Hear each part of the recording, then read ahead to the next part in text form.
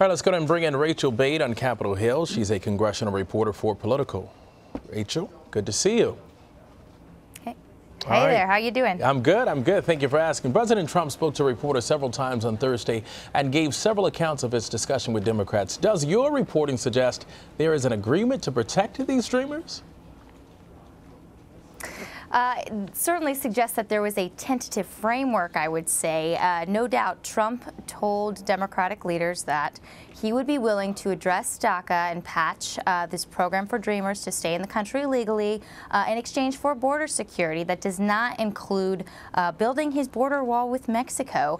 I know he spoke to a number of lawmakers on both sides of the aisles just a couple of hours before he talked to Schumer and Pelosi and made this deal, and he was saying the same thing. We also heard White House officials talking about this a little earlier in the week. However, there's been a huge backlash from conservatives, as I'm sure you've heard all day today. They don't want to settle for just border security. They want him to fight for the wall. And so my sources in the House are telling me that Republicans are going to try to convince Trump to change his mind and to start, talking tough to Democrats and saying, I want the wall for any patch to DACA. All right, Rachel, House Speaker Paul Ryan dismissed the Democrats' account, saying there was, in fact, no deal. How much can the president really get done without support from congressional Republican leaders?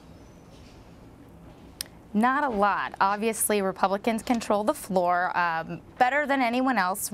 Speaker Ryan and Majority Leader Kevin McCarthy know what can pass their conference. And I think that that's why you saw, and I'm hearing from leaders, kind of downplaying this tentative agreement, saying this isn't a real deal, we're just at the beginning of this process.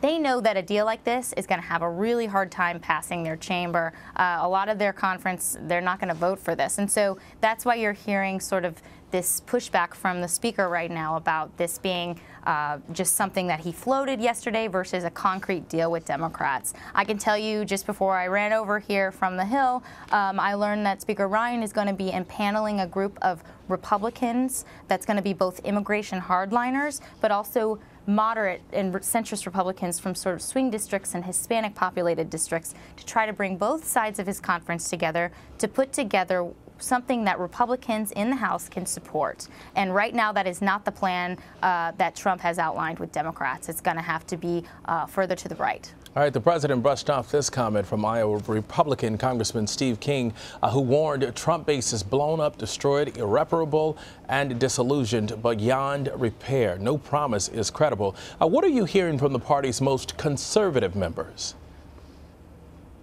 They're unhappy. They want to know what is going on here. This comes on the heels of this deal he struck last week with Democrats on the debt ceiling, right? People are worried. A couple days ago, he floated the notion of doing bipartisan tax reform, and Republicans wanted to do Republican-only tax reform, a partisan package. So people are very concerned right now. I talked to Lou Barletta, who was an early Trump supporter, one of his first Republicans on the Hill who backed Trump during the last campaign in 2016, and he was saying he couldn't vote for something like this. So if you're getting that from your most ardent supporters, then you're not catering to the base anymore. And that's what Trump is trying, something different. He is sick of losing with Republicans. He wants legislative victories. He thinks maybe if he tries something different and works with Democrats, he'll get them.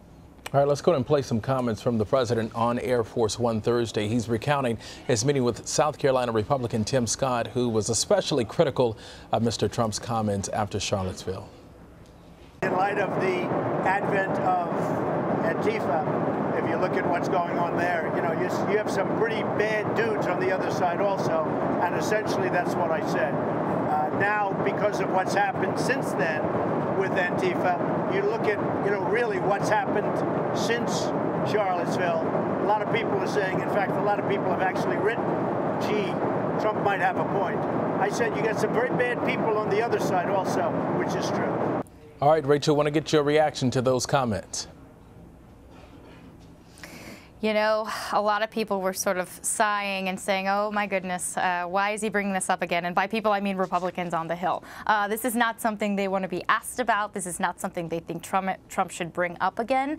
A lot of people on both sides of the aisle were critical of his comments, equating white supremacists with protesters there to protest and stand up for, you know, equality across races and across, you know, the country. And this is just...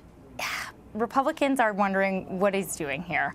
Senator Tim Scott obviously went and sat down with the president yesterday. This is the only African-American Republican in the Senate. Went in and talked to Trump and told him why you can't say things like this. Here's the history of, you know, folks trying to liberate and trying to get equal rights, etc. This is what it means when you try to equate the two. And here is Trump acting like almost that whole meeting didn't happen at all.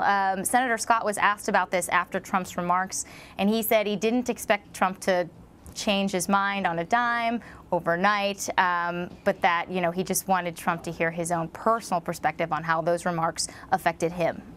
All right, a final topic for you. Vermont Senator Bernie Sanders introduced his Medicare for All bill with several Democratic co-sponsors. Now, Wyoming Republican John Barrasso wants the Congressional Budget Office to analyze it. What's going on here? Oh, isn't it so interesting that Republicans, when it's convenient to them, like the CBO? If you remember back in, you know, the healthcare debate, they were very much downplaying any CBO scores, saying they don't show the full picture because they didn't like the analysis coming out of the CBO. I just think it's interesting, you know, the CBO is going to score Bernie Sanders' legislation as costing a lot of money. This is why Republicans don't like it. This is why they don't like Obamacare. This goes even further left than Obamacare. So obviously, you know, Republicans are going to want to take this bill and score it and say it's going to cost the American taxpayer X amount of dollars, which adds to the $20 trillion debt that we're already dealing with. And, you know, that's something they're definitely going to highlight as soon as they get that budget score. But again, it's political convenience to highlight these scores when you like them, but sort of downplay them when you don't like them. And we're seeing Republicans do that. All right, Rachael Bade, thank you very much for joining us. Happy to be here. Thanks.